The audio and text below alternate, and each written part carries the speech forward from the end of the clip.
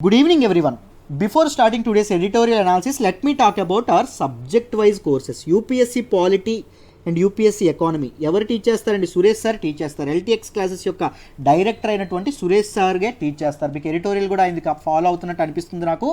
Right, ఎంత బాగా చెప్తారో మీ అందరికీ తెలుసు. రైట్, మా ఎల్టీఎక్స్ క్లాసెస్ స్ట్రెంతే ఎకానమీ అండ్ పాలిటీ అండి.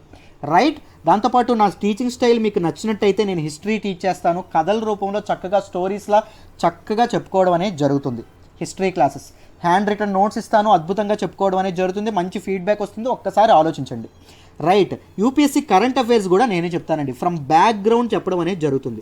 కరెంట్ అఫైర్స్ కోర్స్ తీసుకుంటే కొత్తగా ఏమొస్తుంది సార్? చాలామంది అడిగిన డౌట్స్. నేను చెప్తున్న క్లాసెస్ యొక్క పీడిఎఫ్స్ వస్తాయి. బోత్ హిందూ ఎనాలిసిస్ది, హిందూ ఎడిటోరియల్స్ది పీడిఎఫ్స్ ఇస్తాను. మొదటిది. 4 ఎంసీక్యూ సెషన్స్ అనేవి వస్తాయి. ఈ 4 ఎంసీక్యూ సెషన్స్లో ఒక్కొక్క సెషన్లో 20 క్వశ్చన్లు డిస్కస్ చేస్తా. 20 క్వశ్చన్స్కి 4 ఆప్షన్స్ ఉంటాయి. అంటే రోజుకి మీరు ఒక సెషన్కి 80 వీటి మీద 80 కాన్సెప్ట్స్ మీద మీరు గ్రిప్ పెట్టుకోవచ్చు. అట్లీస్ట్ 50 అనుకోండి, 50 కాన్సెప్ట్స్ మీద గ్రిప్ తెచ్చుకోవచ్చు మీరు. ఇది నాది హామీ. మీరు ఒక సెషన్కి 50 అంటే చూసుకోండి, పెర్ వీక్ 200 కాన్సెప్ట్స్ మీద మీరు గ్రిప్ తెచ్చుకోవచ్చు. ఏదో క్వశ్చన్ చెప్పి ఆన్సర్ చెప్పి అలా ఉండదండి. ఎలా అయితే కరెంట్ అఫైర్స్లో బ్యాక్గ్రౌండ్ నుంచి, లోతుల నుంచి, పునాదుల నుంచి తవ్వి చెప్తానో అలాగే చెప్తాను. అంతే డీటెయిల్డ్గా చెప్పడం అనేది జరుగుతుంది. దాంతోపాటు డౌట్ క్లియరెన్స్ సెషన్స్ అనేవి ఉంటాయి. హిందూలోని డౌట్స్ కానీ మిగిలిన డౌట్స్ కానీ మీరు క్లియర్ చేసుకోవచ్చు. దాంతోపాటు మెయిన్స్ ఆన్సర్ రైటింగ్ మీద కరెంట్ అఫైర్స్ సంబంధించినటువంటి సెషన్స్ ఉంటాయి.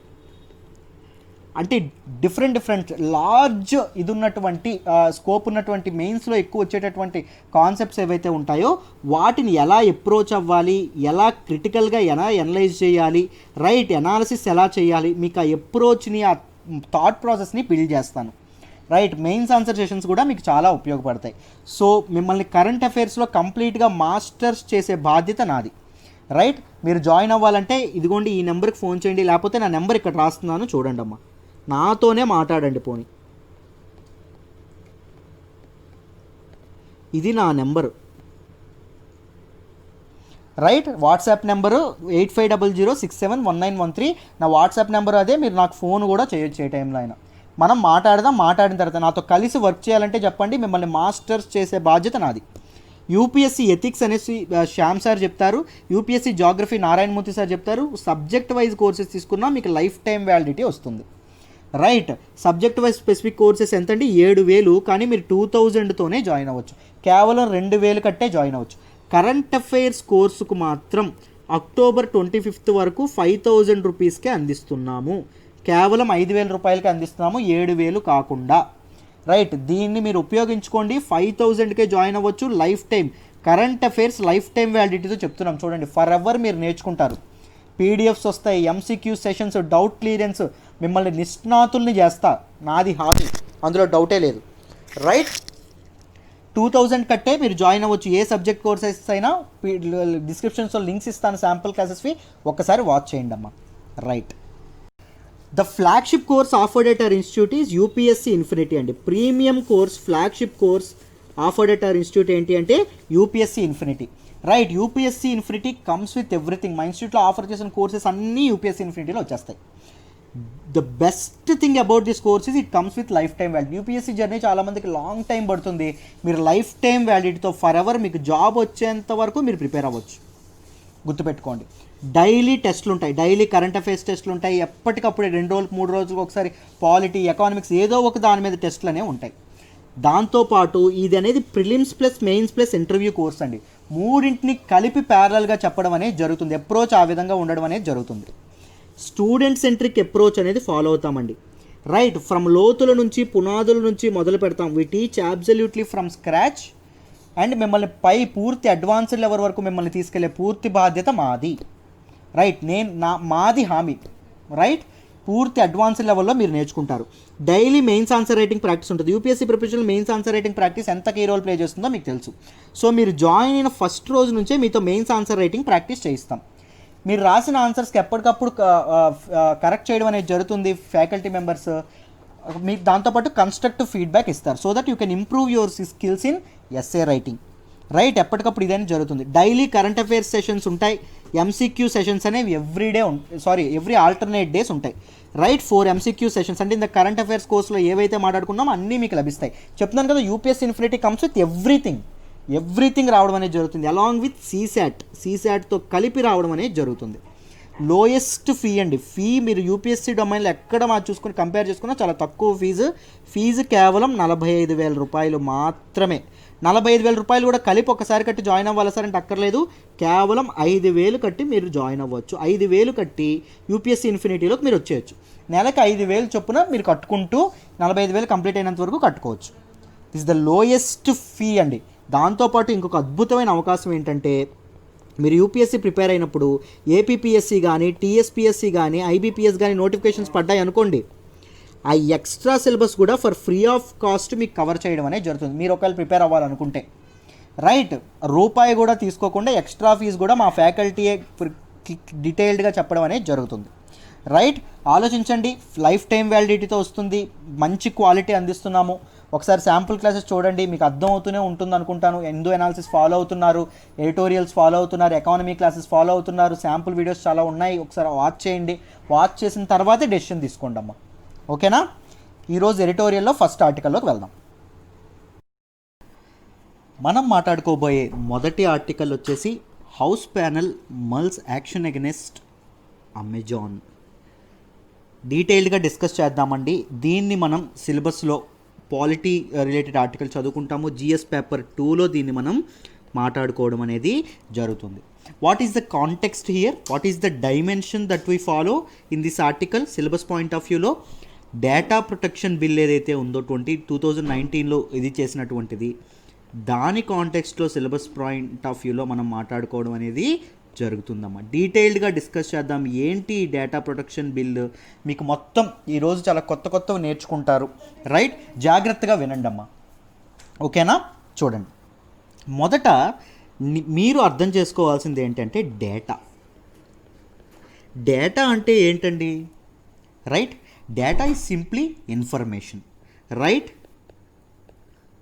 ఒక వ్యక్తి యొక్క కానీ దేని గురించైనా ఎనీథింగ్ ఇన్ఫర్మేషన్ అనేది ప్రజెంట్ డిజిటల్ యుగం ఏదైతే ఉంటుందో, డిజిటల్ వరల్డ్ ఏదైతే నడుస్తుందో, information is the real wealth అండి. రైట్. ఎవరి దగ్గర ఎక్కువ డేటా ఉంటే వాళ్ళే నిజంగా చాలా ఆస్తిపరులు. రైట్. ప్రజెంట్ యుగం అనేది అలా తయారైంది. ప్రజల జీవితాలు అనేవి ప్రజలు ఏం చేస్తున్నారంటే సోషల్ మీడియాలో కానీ వీటిల్లో కానీ బయట పెట్టేసుకుంటున్నారు. వాళ్ళ పర్సనల్ లైఫ్ను కూడా బయట పెట్టేసుకోవడం అనేది జరుగుతుంది. వాళ్ళ అభిరుచులను బయట పెట్టేసుకుంటున్నారు. సో ఈ యూజర్ బిహేవియర్ని ఈ కమర్షియల్ కంపెనీస్ ఎవరైతే ఉంటాయో వాళ్ళు క్యాష్ చేసుకోవడం అనేది జరుగుతుంది. ఇన్ఫర్మేషన్ ఎవరైతే ఉన్నారో వాళ్ళది క్యాష్ చేసుకోవడం అనేది జరుగుతుంది. ఎవరండి? ఈ కమర్షియల్ కంపెనీస్ క్యాష్ చేసుకోవడం అనేది జరుగుతుంది. రైట్. అయితే అందరూ ఈ డేటాని మంచి కోసమే వాడుతున్నారా? రైట్. వాళ్ళ కంపెనీ యొక్క ప్రాఫిట్స్ కోసమే వాడుతున్నారా? మంచి ప్రాఫిట్స్. రైట్. తప్పులేదు.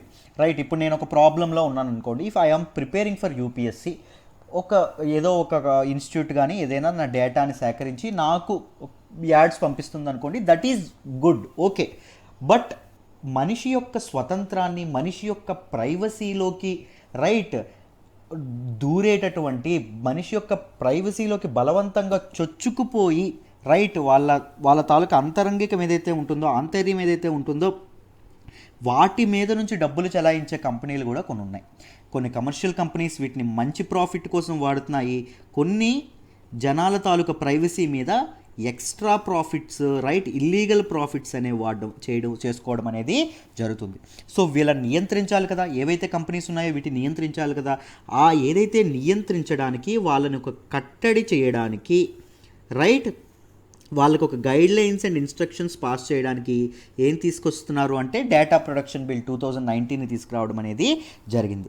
ఈ బిల్ని పాస్ చేసే ముందు జాయింట్ పార్లమెంట్ కమిటీ ఏదైతే ఉందో దానికి రిఫర్ చేయడం జరిగిందండి. ఎందుకు అంటే for some suggestions.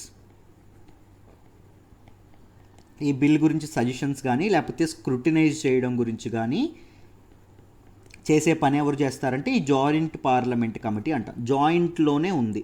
Joint parliament committee అంటే both houses, Rajya Sabha and Lok Sabha ఇద్దరూ ఉండడం అనేది జరుగుతుంది. లోక్సభ పీపుల్ 20 మంది ఉంటారు, రాజ్యసభ పీపుల్ 10 మంది ఉంటారు.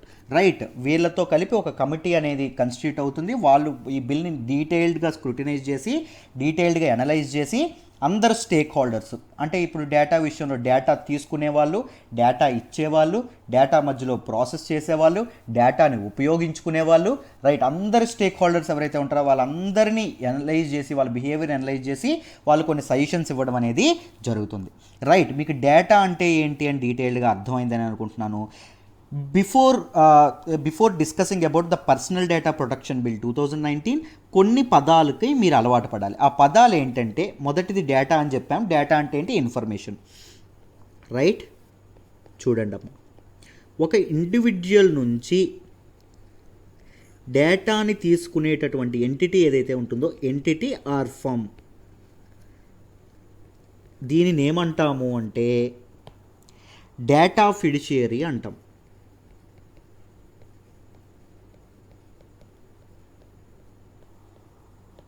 డేటా ఫిడ్యుషియరీ అని అనడం అనేది జరుగుతుంది. దాంతోపాటు మీరు గమనిస్తే ఎవరైతే ఇండివిజువల్ డేటా ఇస్తారో ఈ ఇండివిజువల్ని డేటా ప్రిన్సిపల్ అంటారు. సో డేటా అనేది ఏమవుతుందమ్మా? ఒక వ్యక్తి నుంచి ఒక ఎంటిటీకి ఏం ట్రాన్స్ఫర్ అవుతుంది? డేటా ట్రాన్స్ఫర్ అవుతుంది. ఇచ్చేవాడిని ఏమంటాం? డేటా ప్రిన్సిపల్ అంటాం. తీసుకునే వాళ్ళని ఏమంటాం? డేటా ఫిడ్యుషియరీ అంటాం. ఎక్కడి వరకు మీకు అర్థమైందని అనుకుంటున్నాను. డేటా అంటే ఏంటి? ఇన్ఫర్మేషన్. ఇది కూడా మీకు క్లియర్ అనే అనుకుంటున్నాను. ఇప్పుడు డేటా ట్రాన్స్ఫర్ అంటే ఏంటో చూద్దాం. ఈ ఎంటిటీ ఒక కంట్రీలో ఉన్నటువంటి దీన్ని ఫారిన్ కంట్రీకి, అబ్రాడ్కి ట్రాన్స్ఫర్ చేసింది అనుకోండి, దీనిని డేటా ట్రాన్స్ఫర్ అంటాం.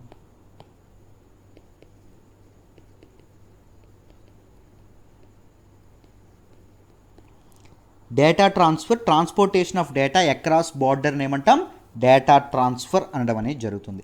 లేకుండా ఈ ఏదైతే ఎంటిటీ డేటా కలెక్ట్ చేసినటువంటి ఎంటిటీ ఏదైతే ఉందో అది ఆ దేశంలోనే లోకల్గా ఒక బాడీలో, లోకల్గా ఒక కంప్యూటర్ కానీ దేనిలో అయినా స్టోర్ చేసింది అనుకోండి.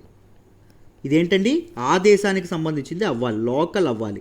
ఇలా స్టోర్ చేసే విధానాన్ని ఏమంటాము అంటే డేటా లోకలైజేషన్ అంటాం. డేటా లోకలైజేషన్ అంటే ఏంటి?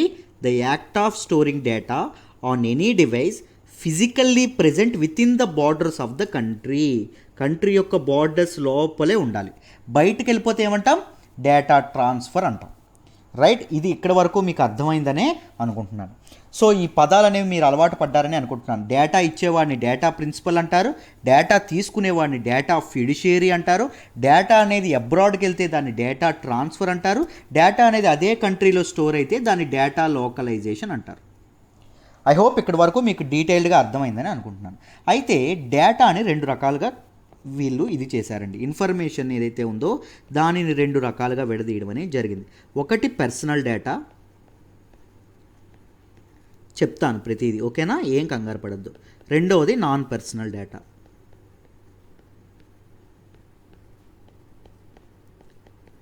చెప్తాను చూడండి. పర్సనల్ డేటా అంటే ఏంటి అంటే నేమ్, ఒక వ్యక్తి ఐడెంటిటీని తెలిపేదండి. ఒక వ్యక్తి ఐడెంటిటీని తెలిపేది నేము, అడ్రస్, ఇవన్నీ ఐడెంటిటీని తెలుపుతాయి కదా, అది. నాన్ పర్సనల్ డేటా కింద ఏమొస్తుందంటే this is unaggregated data అండి. అంటే ఒక్క వ్యక్తి మీద ఉండదు. రైట్, ఆంధ్రప్రదేశ్ ప్రజలందరూ ఎక్కువగా యూపీఎస్సీకి ప్రిపేర్ అవుతున్నారు. ఇది aggregated data. This is non personal data. Personal data అంటే ఏమొస్తుంది? సాయిరామ్ నా పేరే అనుకోండి, సాయిరామ్ యూపీఎస్సీకి ప్రిపేర్ అవుతున్నారు, ఇది పర్సనల్ డేటా. మీకు అర్థమైందా? రెండింటి మధ్య తేడా అర్థమైందని అనుకుంటున్నాను. రైట్, సాయిరామ్ ఎక్కువగా ఎల్టీఎక్స్ క్లాసెస్ యూట్యూబ్ ఛానల్ చూస్తున్నారు, ఇది ఏంటండి? Personal data. Andhra Pradesh and Telangana students, యూపీఎస్సీకి prepare అయ్యే స్టూడెంట్స్ ఎక్కువగా ఎల్టీఎక్స్ క్లాసెస్ వీడియో ఛానల్ చూస్తున్నారు. ఇదేంటండి? Non personal data. ఈ రెండింటి మధ్య తేడా అనేది మీకు అర్థమైందనే డీటెయిల్డ్గా అనుకుంటున్నాను. రైట్, ఇది కూడా క్లియర్. ఒకటి తర్వాత ఒకటి జాగ్రత్తగా నేర్చుకుందాం, మా కంగారు పడమాకండి, ఓకేనా? అయితే ఈ డేటా ప్రొటెక్షన్ బిల్ గురించి డిస్కస్ చేద్దాం. చూడండి, జాగ్రత్తగా వినండి. The personal data protection bill, PDP bill అంటాము. PDP bill 2019. దీని ద్వారా ఏం తీసుకొచ్చారు అంటే, ఇది ఏం చేశారు అంటే, దీని ద్వారా it seeks to provide protection of personal data of individuals. To protect personal data of individuals అంటే ఐడెంటిటీని తెలిపేటటువంటి డేటా అన్నాం కదా, నేమ్, అడ్రస్, వాటిని ప్రొటెక్ట్ చేయడానికి ఈ బిల్లుని తీసుకొచ్చారండి. వాటిని ఎవరు మిస్యూజ్ చేయకుండా, ఎక్స్ప్లాయిట్ చేయకుండా చేయడానికి ఈ బిల్లుని తీసుకొచ్చారు. దాంతోపాటు ఏం తీసుకొచ్చారు, ఈ పర్సనల్ డేటా ప్రాసెసింగ్ చేసేటప్పుడు దానికి framework, to create a framework for processing of data. మీకు ప్రాసెసింగ్ ఆఫ్ డేటా చెప్పలేదు కదా, సో మీరు కన్ఫ్యూజ్ అవుతున్నట్టున్నారు. చూడండి, ఏం లేదు. ప్రాసెసింగ్ ఆఫ్ డేటా ఏంటంటే, ఒక రా డేటా తీసుకుంటారండి. ఒక ఊరిలో ఎంతమంది యూపీఎస్సీకి ప్రిపేర్ అవుతున్నారో రా డేటా తీసుకుంటారు. సాయిరామ్ ప్రిపేర్ అవుతున్నాడు, మాధురి ప్రిపేర్ అవుతుంది, లేకపోతే సమ్వన్, సురేఖ ప్రిపేర్ అవుతుంది, లేకపోతే సమ్వన్ ప్రిపేర్ అవుతున్నారు అని చూస్తారు. చూసి ఈ డేటాని ఏం చేస్తారు అంటే కంప్యూటర్లో పెడతారు. ఆర్టిఫిషియల్ ఇంటెలిజెన్స్ కానీ మెషిన్ లెర్నింగ్ ఏవైతే కోడింగ్ చేస్తారు, చేసి ఏం చేస్తారు అంటే, ఎంతమంది అబ్బాయిలు యూపీఎస్సీకి ప్రిపేర్ అవుతున్నారు, ఎంతమంది అమ్మాయిలు యూపీఎస్సీకి ప్రిపేర్ అవుతున్నారు, ఎంతమంది ఫీజు కట్టగలరు, ఎంతమంది పూర్ పీపుల్ ఉన్నారు, ఇలా డేటాని ఎక్కడికక్కడ డివైడ్ చేయడం అనేది జరుగుతుంది. దీన్ని డేటా ప్రాసెసింగ్ అంటారు. అంటే వాళ్ళకి ఏ విధంగా కావాలో అలా డేటాని, రా డేటా ఏదైతే ఉంటుందో రా డేటాని మలుచుకోవడాన్ని ఏమంటారు, డేటా ప్రాసెసింగ్ అంటారు. ఈ డేటా ప్రాసెసింగ్ చేసేటప్పుడు ఏమైనా యాడ్ చేస్తున్నారా, ఏమైనా ఎలా చేస్తున్నారు అనే దానికి ఎలా చెయ్యాలి అనే గైడ్లైన్స్ కోసం ఒక ఫ్రేమ్వర్క్ అనేది చూపించాలి. దాంతోపాటు ఒక డేటా ప్రొటెక్షన్ అథారిటీ ఒకటి నియమించాలి, to establish a data protection authority. ఈ డేటా ప్రొటెక్షన్ అథారిటీ ఏం చేస్తుంది, డేటా ప్రొటెక్షన్కి సంబంధించినటువంటి డేటా ప్రాసెసింగ్కి, డేటా క్రియేషన్కి, డేటా ప్రొక్యూర్మెంట్కి, ప్రొక్యూర్మెంట్ అంటే కలెక్షన్ అండి, కలెక్షన్ ఆఫ్ డేటాకి, దాంతోపాటు ప్రాసెసింగ్ ఆఫ్ డేటాకి, దాంతోపాటు యూజ్ ఆఫ్ డేటాకి వీళ్ళు ఏం చేస్తారు, గైడ్ లైన్స్ అనేవి జారీ చేస్తారు. రైట్, గైడ్ లైన్స్ అనేవి జారీ చేయడం అనేది జరుగుతుంది. సో ఈ డేటా ప్రొటెక్షన్ అథారిటీ అనేది it protects personal data of individuals, అది చేయడానికి ఉపయోగపడడం అనేది జరిగింది. అయితే ఏం తీసుకొచ్చింది, అసలు ఎందుకు దీన్ని తీసుకొచ్చారో మొదట చూద్దాం. ఎందుకు ఈ బిల్లు యొక్క రీజన్ ఏంటి తీసుకురావడానికి అని మీరు గమనిస్తే జాగ్రత్తగా చూడండి అమ్మ. 2017లో 2017లో సుప్రీంకోర్టు ఒక ల్యాండ్ మార్క్ వెర్డిక్ట్ ఇచ్చిందండి. ఏం చెప్పింది అంటే, రైట్ టు ప్రైవసీ అనేది ఒక ఫండమెంటల్ రైట్ అని చెప్పింది, ఒక ప్రాథమిక హక్కు అని చెప్పడం జరిగింది. ఒక ఫండమెంటల్ రైట్ అని చెప్పడం అనేది జరిగింది. రైట్, ఈ జనాల యొక్క పర్సనల్ డేటాని, ప్రైవసీని కాపాడాల్సిన బాధ్యత ప్రభుత్వాలకుంది అని చెప్పడం అనేది జరిగింది. రైట్, అప్పుడు ప్రభుత్వం అలర్ట్ అయిందండి. ప్రభుత్వం సుప్రీంకోర్టు ఇచ్చిన నిర్ణయం తర్వాత 2017లో బిఎన్ శ్రీకృష్ణ కమిటీ అనే ఒక కమిటీని నియమించడం అనేది జరిగింది. హీస్ ఎ ఫార్మర్ జస్టిస్, మీ అందరికీ తెలుసు. బిఎన్ శ్రీకృష్ణ కమిటీని ఒకదాన్ని నియమించడం అనేది జరిగింది. రైట్, ఈ కమిటీ అనేది మొత్తం అన్ని కంపెనీల గురించి ఇది చేసి, అన్ని ఎగ్జామైన్ చేసి, వేరియస్ ఇష్యూస్ని పరిగణలోకి తీసుకొని data protection data protection on India మీద ఒక రిపోర్ట్ తయారు చేశారండి. ఇండియాలో ప్రజల యొక్క, ఇండివిజువల్స్ యొక్క డేటా ప్రొటెక్షన్ ఎలా జరుగుతుంది, ఎవరు ఎందుకు వాడుతున్నారు, ఇష్యూస్ ఏంటి అని చెప్పి ఒక ఇది చేయడం అనేది జరిగింది. రైట్, ఒక రిపోర్ట్ అనేది తయారు చేయడం అనేది జరిగింది. దాని తర్వాత తీసుకొచ్చారు పర్సనల్ డేటా ప్రొటెక్షన్ బిల్ 2019 తీసుకురావడం, దానికి ఎగ్జామైన్ చేయడానికి ఒక జాయింట్ పార్లమెంటరీ కమిటీకి ఇది చేశారని చెప్పుకున్నాం. రైట్, అయితే ఇది ఏం చేస్తుంది, కొత్తగా తీసుకొచ్చినటువంటి లాలో ప్రొవిజన్స్ ఏంటో చూద్దాం.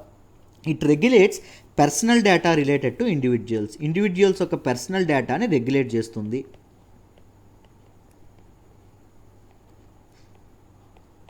Right. And it also regulates processing, data processing, data collection and data storage and data use చేసేటటువంటి విధానం, ఎందుకోసం యూజ్ చేస్తున్నారు, ఇలాంటి వాటిని కూడా రెగ్యులేట్ చేయడం అనేది జరిగింది. It governs the process of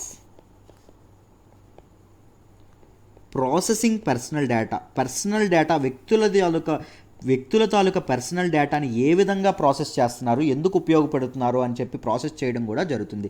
దాంతోపాటు ఈ బిల్ని పర్సనల్ డేటాని 3 రకాలుగా విడదీయడం అనేది జరిగిందండి. ఒకటి పర్సనల్ డేటాని 3 రకాలుగా విడదీశారు. ఒకటి పర్సనల్ డేటా, రెండవది సెన్సిటివ్ పర్సనల్ డేటా.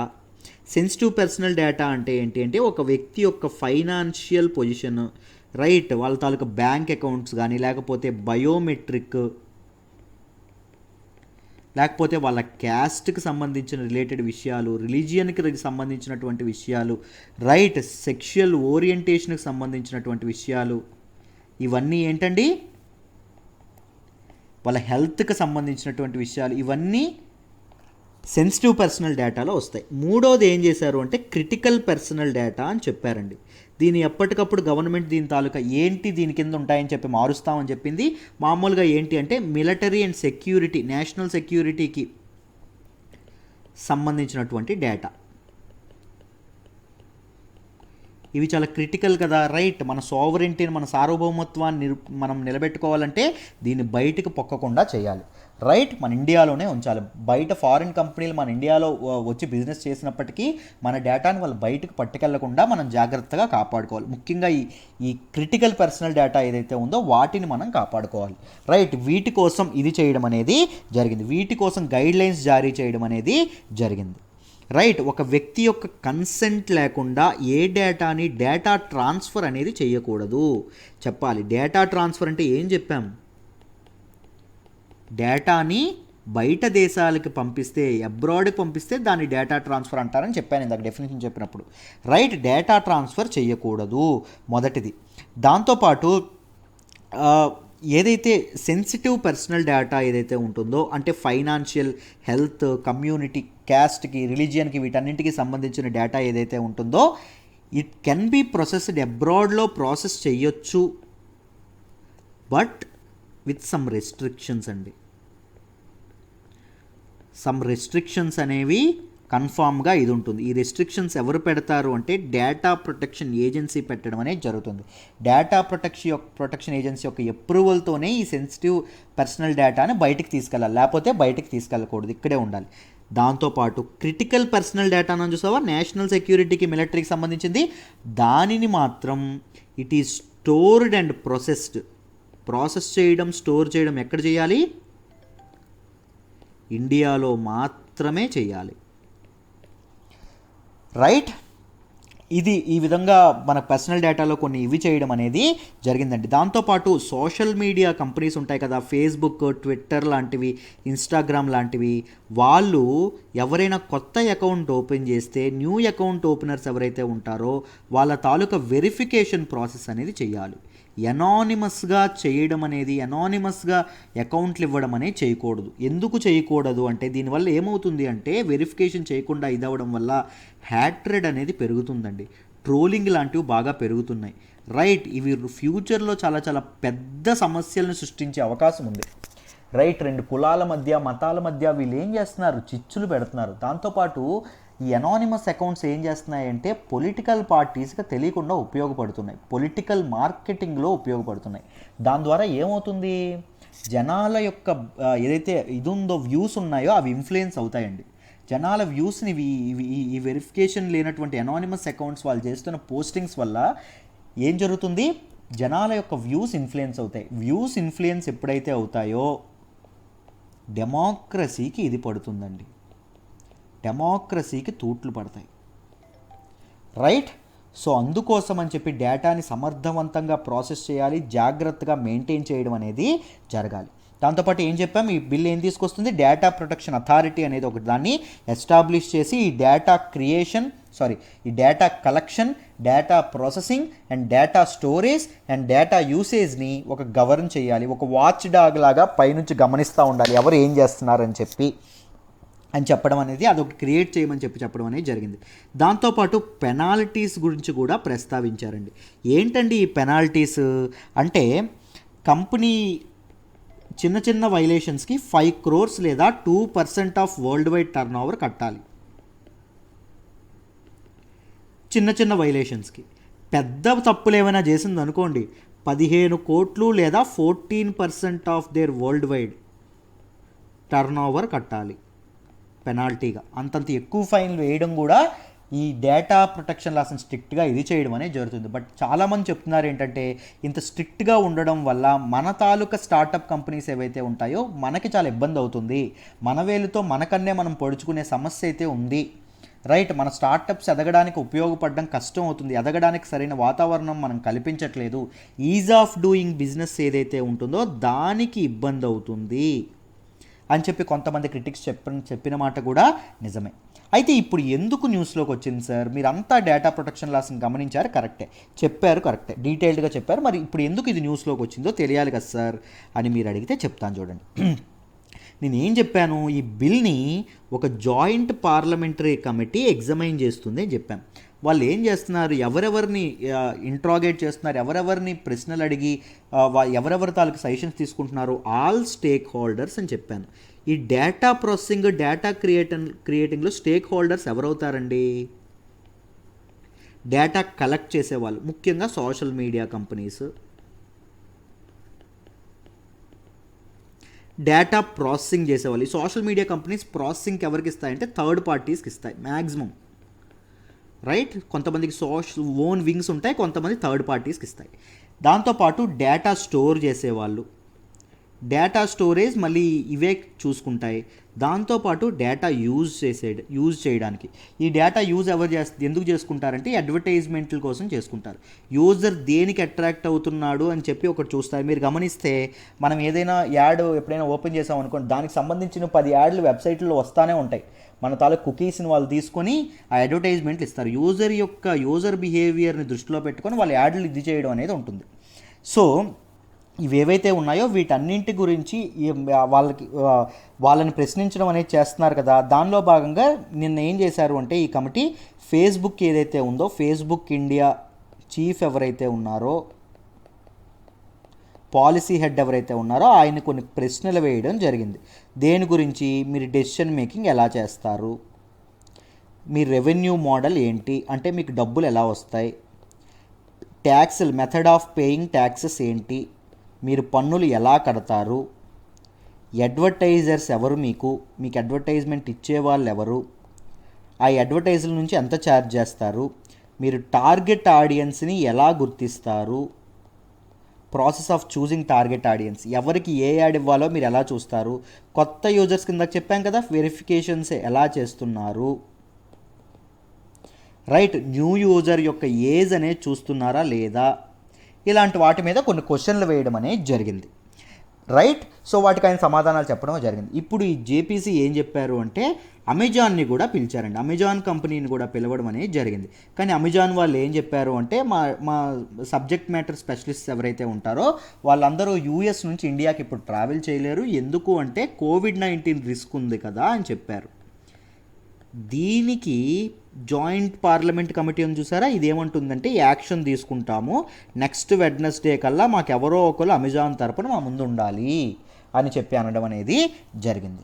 బట్ దీనికి అమెజాన్ ఎలా రెస్పాన్స్ ఇస్తుందో ఏంటో చూడాలి. సో మీకు ఈ ఒక్క విషయం చెప్పడానికి మొత్తం పర్సనల్ డేటా ప్రొటెక్షన్ బిల్ గురించే చెప్పాను. సో మొత్తం మీకు పదాలు అన్నీ అర్థమయ్యాయి అనుకుంటున్నాను, నోట్స్ కూడా రాసుకున్నారని అనుకుంటున్నాను.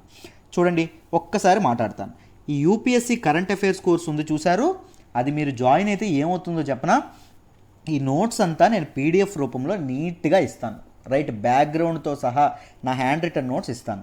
దాంతోపాటు లైవ్ సెషన్స్ అనేవి వీక్లీ 4 ఉంటాయి.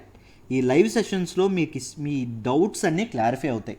లైవ్ సెషన్లో ఒక్కొక్క సెషన్లో నేను 20 క్వశ్చన్స్ డిస్కస్ చేస్తానండి. 20 క్వశ్చన్లకి 4 ఆప్షన్లు ఉంటాయి. అంటే మొత్తం 80 కాన్సెప్ట్స్ మీద మీకు గ్రిప్ వస్తుంది ఒక సెషన్లో. తక్కువలో 50 వేసుకోండి. ఒక సెషన్లో 50 కాన్సెప్ట్స్ మీద మీకు లోతుల నుంచి గ్రిప్ ఇస్తాను. ఫ్రమ్ వెరీ బ్యాక్గ్రౌండ్ నుంచి చెప్పడం అనేది జరుగుతుంది. డౌట్ క్లియరెన్స్ అనేది చేస్తుంది. మిమ్మల్ని కరెంట్ అఫైర్స్లో మాస్టర్స్ని చేసే బాధ్యత నాది. రైట్, నేను ఇది తీసుకుంటాను. మీరు కోర్స్ జాయిన్ అవ్వండి, మీకు చాలా అద్భుతంగా చెప్పడం అనేది జరుగుతుంది. Both prelims and mains cover చేస్తానండి కరెంట్ అఫైర్స్లో. జిఎస్ పేపర్ 2 చూస్తే మీకు మొత్తం మెయిన్స్ ఉంటుంది, మీకు మొత్తం కరెంట్ అఫైర్సే ఉంటుంది. కంప్లీట్గా డిస్కస్ చేస్తాను, డౌట్ క్లియరెన్స్ చేస్తాను, ఎనాలిసిస్ ఎలా చేయాలి, మీరు ఎలా ఆలోచించాలో చెప్తాను, మీ థాట్ ప్రాసెస్ ఎలా ఉండాలో చెప్తాను, ఇష్యూని ఏ విధంగా చూడాలో చెప్తాను. రైట్, డీటెయిల్డ్గా మీకు డిస్కస్ చేయడం అనేది జరుగుతుంది, ఎవ్రీథింగ్. రైట్, సో మీరు జాయిన్ అవ్వాలంటే ఈ నెంబర్కి ఫోన్ చేయండి అమ్మా, ఈ నెంబర్కి ఫోన్ చేయండి. లేకపోతే ఇదిగోండి ఇక్కడ నేను నెంబర్ కనిపిస్తుంది అనుకుంటున్నాను ఇప్పుడు, ఈ నెంబర్కి ఫోన్ చేయండి. లేకపోతే నా నెంబరే ఇస్తాను, నా నెంబర్ ఒకసారి నోట్ చేసుకోండి, 8500671913. వాట్సాప్ అయినా చేయొచ్చు, ఫోన్ అయినా చేయొచ్చు. మామూలుగా నాతో మాట్లాడండి, ముందు మీరు నాతో మాట్లాడండి, మీకు ఎక్స్ప్లెయిన్ చేస్తాను, మీకు అర్థమవుతుంది. కరెంట్ అఫైర్స్లో మళ్ళీ చెప్తున్నాను, నమ్మకంగా గట్టిగా చెప్తున్నాను, మిమ్మల్ని మాస్టర్స్ చేస్తాను, నన్ను నమ్మి జాయిన్ అవ్వండి. రైట్, పీడిఎఫ్ ఎలా ఉంటుందో ఒక్కసారి చూపిస్తాను, జాగ్రత్తగా ఒక్కసారి చూడండి. ఇక్కడ ఒక్కసారి చూడండి అమ్మా, ఎంత డీటెయిల్డ్గా పీడిఎఫ్ ఉందో మీకే తెలుస్తుంది. కాంటెక్స్ట్ ఏంటి, సిలబస్ ఏంటి, బేసిక్స్, ప్రతి ఒక్క డెఫినిషన్ డీటెయిల్డ్గా హ్యాండ్ రిటన్ నోట్స్తో చాలా జాగ్రత్తగా రాయడం అనేది జరుగుతుంది. రైట్, చాలా రీసెర్చ్ చేసి మీకు కంప్లీట్ గ్రిప్ వచ్చేలాగా నోట్స్ ఇవ్వడం అనేది జరుగుతుంది. రైట్, లైవ్ సెషన్స్ అనేవి అవుతాయి. ఇంకొకసారి చూపిస్తాను, నెక్స్ట్ స్లైడ్ చూపిస్తాను చూడండి. ఇక్కడ చూడండి, చూసారా, personal data protection bill, data అంటే ఏంటి మీకు డీటెయిల్డ్గా ఇక్కడ ఉండడం అనేది జరిగింది. మీరు గమనిస్తే డేటా అంటే ఏంటి, నేను చెప్పిందంతా డీటెయిల్డ్గా నోట్స్ ఇస్తాను, ఎందుకు ఇది తీసుకొచ్చారు ఈ బిల్ని. రైట్, ఎవ్రీథింగ్ మీకు హ్యాండ్ రిటన్ నోట్స్ డీటెయిల్డ్గా ఉంటుంది. ఇది ఒక్కటి మీరు ప్రింట్అవుట్ తీసుకొని రైట్ ఎగ్జామ్ ముందు చదువుకుంటే ఎంత చక్కగా ఉంటుందో. రైట్, మళ్ళీ ఇక్కడ రాస్తున్నాను, జాయిన్ అవ్వాలంటే, నాతో ముందు మాట్లాడాలంటే ఇది నా నెంబరు. మిమ్మల్ని మాస్టర్స్ చేస్తాను కరెంట్ అఫైర్స్లో, అది గుర్తుపెట్టుకోండి. Thank you. Let's move to the next article now. మనం మాట్లాడుకోబోయే నెక్స్ట్ ఆర్టికల్ వచ్చేసి centre slab stocks limits as online prices shoot up. దీనిని మనం కంటెక్స్ట్ వైజ్ చూసుకుంటే హోర్డింగ్ చెప్తానండి, ఇదేంటి దీని మ్యాటర్ ఏంటో చెప్తాను, జాగ్రత్తగా వినండి. రైట్, సిలబస్ ప్రకారం చూస్తే ఎకానమీ సిలబస్లో మనం మాట్లాడుకుంటాం, జిఎస్ పేపర్ 3లో మనం మాట్లాడుకుంటాం. జాగ్రత్తగా వినండి, కంప్లీట్గా ఎక్స్ప్లెయిన్ చేస్తాను. ఫస్ట్ న్యూస్లో ఏమి ఇచ్చారో చూద్దాం. న్యూస్లో ఏం చెప్పారు అంటే, చాలా స్టేట్స్లో ఆనియన్ ప్రైసెస్ అనేవి, ఉల్లిపాయల ధరలు అనేవి చాలా కన్నీళ్ళు తెప్పిస్తున్నాయి.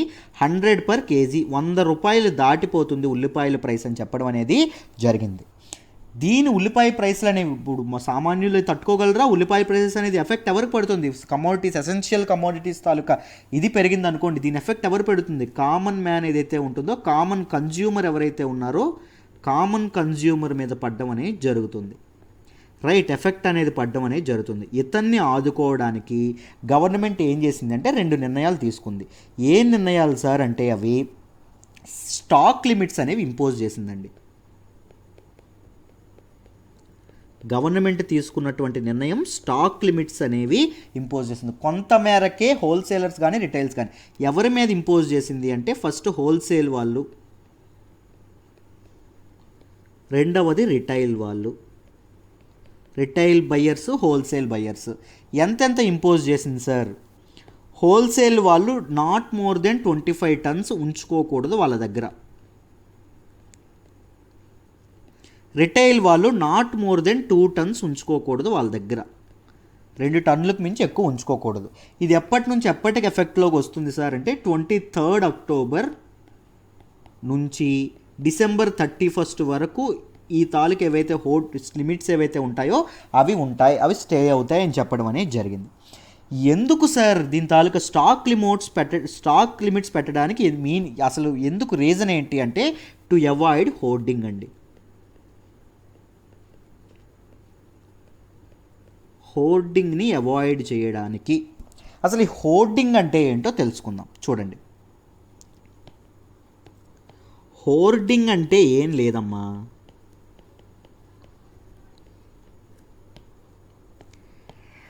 హోర్డింగ్లో ఈ హోర్డింగ్ జరిగేటప్పుడు ఏం జరుగుతుంది అంటే ఒక పర్చేజర్ ఏం చేస్తాడు అంటే ఒక పర్చేజర్ లార్జ్ నెంబర్ ఆఫ్ ఇవి కొనుక్కుంటాడండి. లార్జ్ నెంబర్ ఆఫ్ గూడ్స్ని ఈయన కొనుక్కుంటాడు. కొనుక్కొని ఈయన ఏం చేస్తాడు అంటే ఈయన దగ్గర పెట్టుకుంటాడు. ఈయన ఇంట్లో పెట్టుకోవడం అనేది జరుగుతుంది, స్టోర్ చేసుకోవడం అనేది జరుగుతుంది. తనకి ఏమైనా పిచ్చేసారు, ఎందుకు అంత కొనుక్కోవడం, ఎందుకు చేయడం అంటే ఆయనకి ఒకటి తెలుస్తుంది. ఏం తెలుస్తుంది? ఫోర్కాస్ట్ తెలుస్తుంది. ఈయన ఇలా పెట్టుకున్నాడు అనుకోండి, ఏం జరుగుతుంది? బయట మార్కెట్లో షార్టేజ్ ఏర్పడుతుంది. సపోజ్ ఉల్లిపాయలే అనుకోండి, ఇతను ఉల్లిపాయలు ఎక్కువ కొనేసి ఇంట్లో దాచుకున్నాడు, అప్పుడు మార్కెట్లో షార్టేజ్ ఏర్పడుతుంది. సప్లై అనేది తక్కువ ఉంది, షార్టేజ్ అనేది ఉంది, రైట్, ఎవ్వరికి దొరకట్లా. అప్పుడు ఏం జరుగుతుంది? డిమాండ్ అనేది పెరుగుతుంది. డిమాండ్ అనేది పెరిగితే ఆటోమేటిక్గా ఏం పెరుగుతుంది? ప్రైసెస్ అనేవి పెరుగుతాయి. ప్రైసెస్ పెరిగితే దాన్ని ఏమంటాం? నిన్న చెప్పాను నేను ఆల్రెడీ. ఆ సినారియోని ఏమంటాం? ఇన్ఫ్లేషన్ అంటాం. Inflation is the phenomenon of rising prices, right. Inflation అనేది పెరుగుతుంది. ఇన్ఫ్లేషన్ పెరిగితే ఏమవుతుంది? ఎకానమీకి ఇబ్బంది అవుతుంది.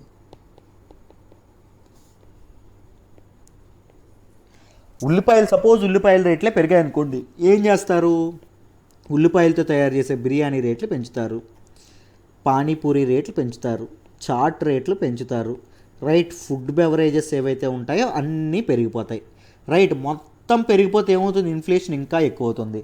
అప్పుడు ఎవరైతే కామన్ మ్యాన్ ఉన్నాడో, కామన్ మ్యాన్ నడ్డి విరిగిపోతుందా లేదా? సామాన్యుడు నడ్డి విరుగుతుందా లేదా? సామాన్యుడు భరించగలడా ఆ రేట్లని? భరించలేడు. సో ఈ ఆర్టిఫిషియల్ హోర్డింగ్ ఏదైతే, ఇల్లీగల్ హోర్డింగ్ ఏదైతే ఉంటుందో దానిని అరికట్టడానికి గవర్నమెంట్ ఏం చేసింది?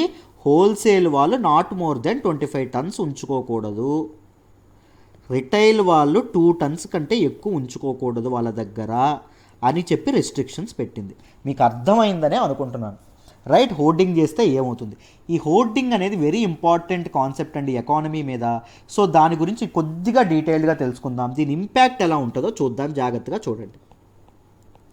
ఈ హోర్డింగ్ యొక్క ఇంపాక్ట్ ఏముంటుంది అంటే, మొదటి, it create shortages of goods అండి. గూడ్స్ షార్టేజ్ అయిపోతాయి. దీనివల్ల రియల్ ఎకానమీలో గూడ్స్ యొక్క షార్టేజ్ అయిపోతుంది. దాంతోపాటు రైజ్ ఆఫ్ ప్రైసెస్. ఇప్పుడే ప్రైసెస్ ఎందుకు రైజ్ అవుతాయో చెప్పాను నేను. ఈ రైజ్ ఆఫ్ ప్రైసెస్ని ఏమంటాం? ఇన్ఫ్లేషన్ అంటాం. నేను ఆల్రెడీ చెప్పాను, నిన్న చాలాసార్లు చెప్పాను, ఇప్పుడు కూడా చెప్తున్నాను. ద్రవ్యోల్బణం అంటాం. నెక్స్ట్, ఫుడ్ సెక్యూరిటీ ఏదైతే ఉంటుందో దాని మీద ప్రభావం పడుతుందండి. ఇప్పుడు ఉల్లిపాయలు ఓకే, ఉల్లిపాయల పొజిషన్లో రైసే ఉందనుకోండి, రైస్నే హోల్డ్ చేసేస్తున్నారు అనుకోండి, దాచేస్తున్నారు అనుకోండి, బయట రైస్ దొరకట్లేదు అనుకోండి మార్కెట్లో, ఏం జరుగుతుంది? జనాలు ఆకలి బాధలు పడాల్సి వస్తుంది. ఆహార భద్రతకి ముప్పు ఏర్పడడం అనేది జరుగుతుంది, రైట్. దీంతోపాటు ప్రైస్ మ్యానిపులేషన్ అనేది జరుగుతుంది. బలవంతంగా ఆర్టిఫిషియల్గా వీళ్ళు ధరల్ని పెంచేయడం అనేది జరుగుతుంది, రైట్. సప్లై ఉంది కానీ వాళ్ళు బయటికి వదలకుండా, రిలీజ్ చేయకుండా ఏం చేస్తున్నారు? బయట మార్కెట్లో డిమాండ్ పెంచేసి ప్రైసెస్ పెంచేయడం అనేది జరుగుతుంది, right. And it hurts ordinary consumer ఎవరైతే ఉంటారో ఆయన చాలా చాలా బాధపడతాడండి. ఆయన చాలా చాలా ఇబ్బంది పడడం అనేది జరుగుతుంది. ఇట్ హర్ట్స్ ఆర్డినరీ కన్జ్యూమర్స్ అండి. అయితే మీరు గమనిస్తూ ఉంటే, మీరు ఒక్కసారి ఆలోచించండి, మనకి ఉల్లిపాయల గురించి మనం మాట్లాడుకుంటే మనకి ప్రతి ఏడు షార్టేజ్ వస్తుందండి ఆనియన్స్లో షార్టేజ్ అనేది రావడం అనేది జరుగుతుంది. ప్రతి ఏడు ఉల్లిపాయల ధరలు పెరుగుతాయి. ఎందుకంటారు? కారణాలు ఏమై ఉండొచ్చు అంటే, మొదటి కారణం ఏంటి అంటే డిలేడ్ మాన్సూన్ అండి. ఋతుపవనాలు డిలే అవ్వడం వల్ల పంటనే సరైన టైంకి చేతికి అందట్లా రైతులకి.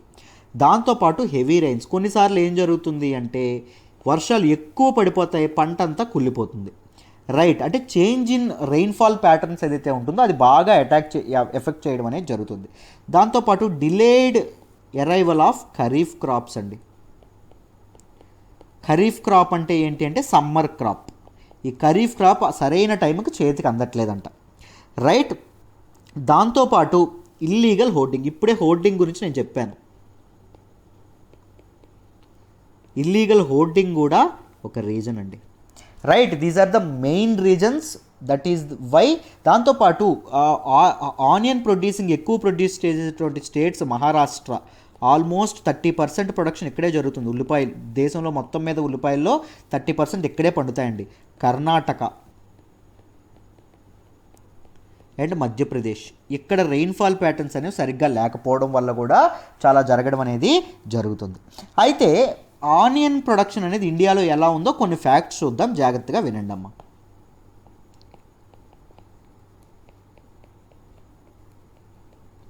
ఇండియాలో ఆనియన్ ప్రొడక్షన్ ఎలా ఉందో చూద్దాం. చూడండి, India is the second largest onion producing nation అండి.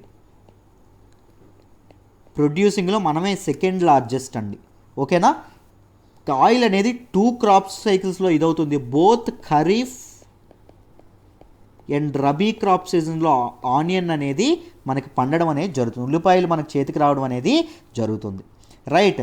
మనం మనకి ఎక్స్పోర్ట్గా కూడా చాలా మంచి ఎక్స్పోర్ట్గా కూడా మనకి ఆనియన్ ఉపయోగపడడం జరుగుతుంది. ఎక్స్పోర్ట్ పెరిగితే ఏం జరుగుతుంది? ఫారిన్ ఎక్స్చేంజ్ అనేది మనకు పెరగడం అనేది జరుగుతుంది. ఫారిన్ ఎక్స్చేంజ్ రిజర్వ్స్ కానీ ఫారిన్ ఎక్స్చేంజ్ ఎర్నింగ్స్ కానీ పెరగడం అనేది జరుగుతుంది. రైట్. మెయిన్ గ్రోయింగ్ స్టేట్ ఏంటి అంటే ఇండియాలో ఎక్కువ ఆనియన్స్ పండే రాష్ట్రం మహారాష్ట్ర. మహారాష్ట్రలో ఆల్మోస్ట్ 8.3% ఆఫ్ టోటల్ ఇండియాస్ ప్రొడక్షన్లో 28.3% ఆనియన్స్ మహారాష్ట్రలోనే పండుతాయంట. రైట్. కర్ణాటక, మధ్యప్రదేశ్, గుజరాత్ కూడా ఇది. మనం ఎక్కడికి ఎక్కువ ఎక్స్పోర్ట్ చేస్తామంటే Bangladesh, Malaysia, UAE, Nepal and Sri Lanka, వీటికి ఎక్కువగా ఇది చేయడం అనేది జరుగుతుంది. సరే సార్, మీరే చెప్పారు ప్రతి ఏడు ఇదే మనకి చాలా ప్రాబ్లం జరిగిపోతుంది, ఆనియన్స్ అనేవి ఇదైపోతున్నాయి కదా, మరి గవర్నమెంట్ ఏ మెజర్స్ తీసుకోవాలి? What are the measures to contain onion prices? Onion prices తీసుకోవాలంటే ఏం చేయాలి అంటే మొదట మనం ఈ మెజర్స్ని short term measures, long term మెజర్స్గా విడదీసుకోవాలండి. గవర్నమెంట్ చేయొచ్చు, ఏం చేయొచ్చో చెప్తాను చూడండి. మొదట గవర్నమెంట్ ఎక్స్పోర్ట్స్ మీద బ్యాన్ విధించవచ్చు. ఎక్స్పోర్ట్స్ మీద బ్యాన్ విధించారనుకోండి, ఎగుమతుల మీద ఏం జరుగుతుంది? మన వాళ్ళకి కావాల్సినటువంటి ఇది ఉంటుంది. రైట్. మనకు కావాల్సిన ఆనియన్స్ అనేవి దొరికితే ఏమవుతుంది? సప్లై ఉంటుంది కాబట్టి ప్రైసెస్ అనేవి అదుపులోనే ఉంటాయి. దాంతోపాటు మినిమం ఎక్స్పోర్ట్ ప్రైస్ అనేది ఒకటి నిర్ణయించాలి. గవర్నమెంట్ ఎలా ఏ రేటుకి పడితే ఆ రేటుకి ఎక్స్పోర్ట్ చేయకుండా మినిమం ఎక్స్పోర్ట్ ప్రైస్ ఇది చేస్తే కొంతమంది ఎందుకు ఎక్స్పోర్ట్ చేయడం అని చెప్పి కొంతమంది ఇండియాలోని సప్లై ఉంచే అవకాశం అనేది ఉంది. దానివల్ల మనకి రేట్లు కూడా అదుపులోకి వస్తాయి. దాంతోపాటు బఫర్ స్టాక్స్ ఏవైతే ఉంటాయో, హోర్డింగ్స్ ఏవైతే ఉంటాయో వీటి మీద లిమిట్ అనేది ఉంచాలి. ఎవరైతే దాచేసుకుంటున్నారో రేట్లు పెరిగాక అమ్ముదామని వీటి మీద లిమిట్ పెట్టాలి. స్టాక్ లిమిట్స్ అనేవి సక్సెస్ఫుల్గా ఇదవ్వడం అనేది జరగాలి. ఇప్పుడు లాంగ్ టర్మ్ మెజర్స్ గురించి మీరు ఆలోచిస్తే మొదటిది ఏంటంటే పాలసీ అనేది మంచి పాలసీస్ తీసుకురావాలండి. బెటర్ పాలసీ రెస్పాన్స్ అనేది గవర్నమెంట్ నుంచి ఉండాలి. రైట్. ఏం చేస్తే ఇదవుతుంది, ధరలు ఎలా నిర్ణయించాలి, ఇలాంటి వాటి మీద మంచి పాలసీస్ అనేవి రావాలి. దాంతోపాటు కోల్డ్ స్టోరేజ్ ఇన్ఫ్రాస్ట్రక్చర్ ఏదైతే ఉంటుందో ఈ కోల్డ్ స్టోరేజ్ ఇన్ఫ్రాస్ట్రక్చర్ లేదా రిఫ్రిజిరేటర్స్ అనేవి పెంచడం అనేది జరగాలి. రైట్. పంట అనేది పాడవకుండా. దాంతోపాటు మాన్సూన్ ఫోర్కాస్ట్ కానీ రెయిన్ఫాల్ ఫోర్కాస్ట్ కానీ సమర్థవంతంగా జరగాలి. రైతులకి ఈ విధమైనటువంటి హెల్ప్ గవర్నమెంట్ నుంచి ఉండాలి. దాంతోపాటు స్ట్రిక్ట్ లాస్, హోర్డింగ్ ఎవరైతే చేస్తారో వాళ్ళని పనిష్ చేసేందుకు స్ట్రిక్ట్ లాస్ అనేవి కూడా ఉండాలి.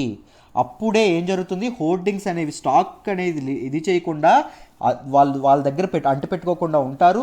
మార్కెట్లోకి స్టాక్ అనేది వస్తే సప్లై అనేది మార్కెట్లో ఉంటే డిమాండ్ అనేది తగ్గుతుంది. డిమాండ్ అనేది తగ్గితే ప్రైసెస్ అనేవి అదుపులో ఉంటాయి. ప్రైసెస్ అనేవి అదుపులో ఉంటే సామాన్యుడు నష్టపోకుండా ఉంటాడు. Right. These are the things that government can take. These are the measures that government can take to contain onion prices అండి. ఐ హోప్ ఈ ఆర్టికల్ మీకు డీటెయిల్డ్గా అర్థమైంది అనుకుంటున్నాను. మాన్సూన్ ప్రొడక్షన్ గురించి, షార్టేజ్ గురించి, హోర్డింగ్ అంటే ఏంటి, అది ఎందుకు అంత ఇంపార్టెంట్ ఎకనామిక్ కాన్సెప్ట్ మీకు డీటెయిల్డ్గా అర్థమైందని అనుకుంటున్నాను. Right. Let's move to the next article అమ్మా. మనం మాట్లాడుకోబోయే నెక్స్ట్ ఆర్టికల్ వచ్చేసి Pakistan to stay on FATF grey list till 2021. FATF అంటే ఏంటి, గ్రే లిస్ట్ అంటే ఏంటి, పాకిస్తాన్ దానిలో ఎందుకుంది, అన్నీ డీటెయిల్డ్గా డిస్కస్ చేద్దాం. దీన్ని మనం సిలబస్ పాయింట్ ఆఫ్ వ్యూలో జిఎస్ పేపర్ 2 ఇంటర్నేషనల్ రిలేషన్స్లో చదువుకుంటామండి. రైట్, జాగ్రత్తగా వినండి అమ్మా, క్లియర్గా అర్థమైపోతుంది. ఫస్ట్ ఎఫ్ఏటిఎఫ్ అంటే ఏంటో చెప్తాను, జాగ్రత్తగా వినండి.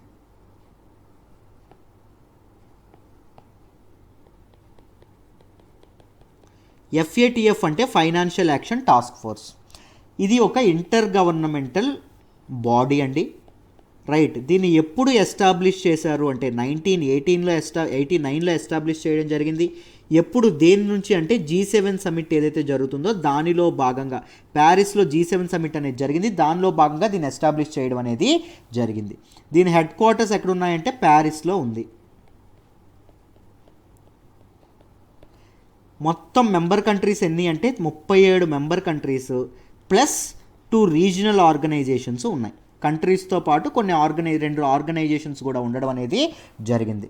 దీని తాలూకా ఆబ్జెక్టివ్ ఏంటి అంటే, రైట్, మనకి మనీ లాండరింగ్, దాంతోపాటు టెర్రర్ ఫైనాన్సింగ్, ఏ కంట్రీస్ అయితే టెర్రరిస్టులకు ఫైనాన్స్ చేస్తున్నాయో, రైట్, దాంతోపాటు ఇంటర్నేషనల్ ఫైనాన్షియల్ సిస్టమ్కి ఏవైతే థ్రెట్స్ ఉన్నాయో వాటిని ఎదుర్కోవడానికి ఒక స్టాండర్డ్స్ కానీ, ఒక ఫ్రేమ్వర్క్ కానీ, ఒక గైడ్లైన్స్ కానీ,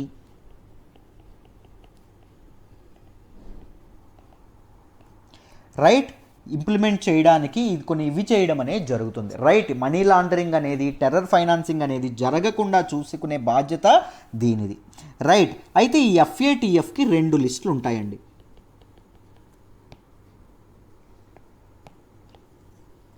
ఒకటి గ్రే లిస్ట్, చెప్తాను, రెండింటి గురించి చెప్తాను, జాగ్రత్తగా వినండి. 2 బ్లాక్ లిస్ట్.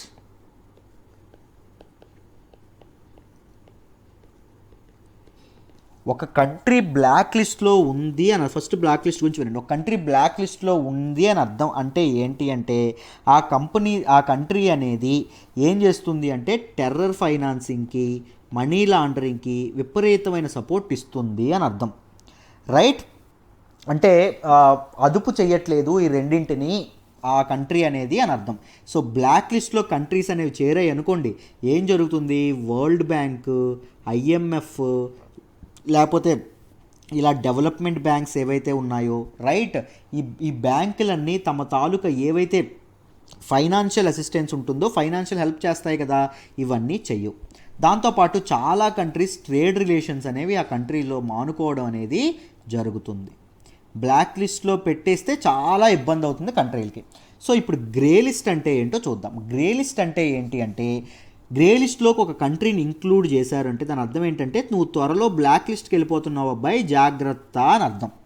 రైట్, అంటే ఒక వార్నింగ్ సిగ్నల్ అని చెప్పి అర్థం. గ్రే లిస్ట్లో పెట్టినటువంటి కంట్రీస్కి ఏమిస్తారు అంటే ఒక యాక్షన్ ప్లాన్ అనేది ఇస్తారండి. నిన్ను గ్రే లిస్ట్ నుంచి బయటకు తీసేయాలంటే ఈ యాక్షన్ ప్లాన్ సమర్థవంతంగా ఇంప్లిమెంట్ చేయాలి. ఒకవేళ నువ్వు ఇంప్లిమెంట్ చేయలేకపోయావా, నిన్ను బ్లాక్ లిస్ట్లో పడేస్తాం.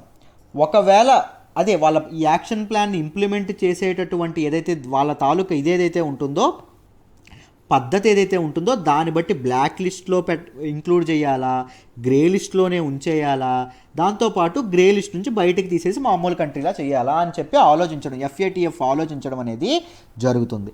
రైట్, ఐ హోప్ మీకు ఎఫ్ఏటిఎఫ్ గ్రే లిస్ట్ అంటే ఏంటి, బ్లాక్ లిస్ట్ అంటే ఏంటి, ఇవన్నీ డీటెయిల్డ్గా అర్థమైందనే అనుకుంటున్నాను. రైట్, ఈ ఎఫ్ఏటిఎఫ్ యొక్క డెసిషన్ మేకింగ్ బాడీ ఏదైతే ఉంటుందో దాన్ని ఏమంటారు అంటే ఎఫ్ఏటిఎఫ్ ప్లేనరీ అంటారు. అది సంవత్సరానికి 3 times మీట్ అవ్వడం అనేది జరుగుతుందండి. 3 times per year మీట్ అవ్వడం అనేది జరుగుతుంది. ఈ మీటింగ్లో గ్రే లిస్ట్లో ఎవరిని ఉంచాలి, బ్లాక్ లిస్ట్లో ఎవరిని పెట్టాలి, గ్రే లిస్ట్ నుంచి బయటికి తీసేయాలా వద్దా, యాక్షన్ ప్లాన్ అనేది ఏమి ఇవ్వాలి, ఇవన్నీ వాళ్ళు డిస్కస్ చేయడం అనేది జరుగుతుంది.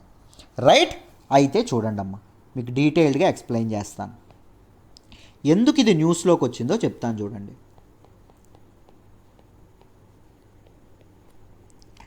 పాకిస్తాన్ ఈ టెర్రరిస్టులకు ఫైనాన్స్ చేస్తుంది, డబ్బులు గట్రా పంపిస్తుంది, లేకపోతే టెర్రరిస్టులకు సరైన శిక్షణ వేయట్లేదు, లేకపోతే మనీ లాండరింగ్ చేసే వాళ్ళకి హెల్ప్ చేస్తుంది అని చెప్పి ఏం చేశారు అంటే 2018 జూన్లో ఎఫ్ఏటిఎఫ్ మీటింగ్ జరుగుతున్నప్పుడు పాకిస్తాన్ని దేనిలో పెట్టడం అనేది జరిగిందంటే గ్రే లిస్ట్లోకి పెట్టడం అనేది జరిగింది. ఏం చెప్పాను గ్రే లిస్ట్ అంటే? గ్రే లిస్ట్లో పెడితే ఏమవుతుంది, నువ్వు త్వరలో బ్లాక్ లిస్ట్లోకి వెళ్ళిపోతావు అబ్బాయి అని చెప్తారు.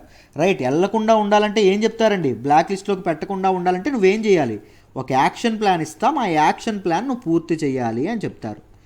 అలాగే దీన్ని గ్రే లిస్ట్లో పెట్టినప్పుడు పాకిస్తాన్ని ఒక యాక్షన్ ప్లాన్ ఇచ్చారు. అది ఏ యాక్షన్ ప్లాన్ అంటే 27 పాయింట్ యాక్షన్ ప్లాన్. అంటే పాకిస్తాన్ ముందు 27 కర్తవ్యాలు, బాధ్యతలు పెట్టారండి. ఈ 27 నువ్వు పూర్తి చేస్తే నేను గ్రే లిస్ట్ నుంచి బయటికి తీసేస్తాం.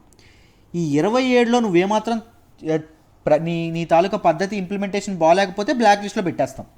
రైట్, అంతంత మాత్రంగా ఉంటే నేను గ్రే లిస్ట్లోనే ఉంచేస్తాం అని చెప్పడం జరిగింది. సో పాకిస్తాన్ అనేది ఈ 27లో 21 మాత్రమే పూర్తి చేసిందండి. 21 అవుట్ ఆఫ్ 27 మాత్రమే పూర్తి చేసింది.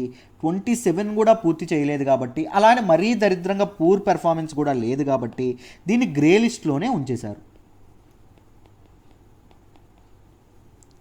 గ్రే లిస్ట్లోనే ఉంచేయడం అనేది జరిగింది.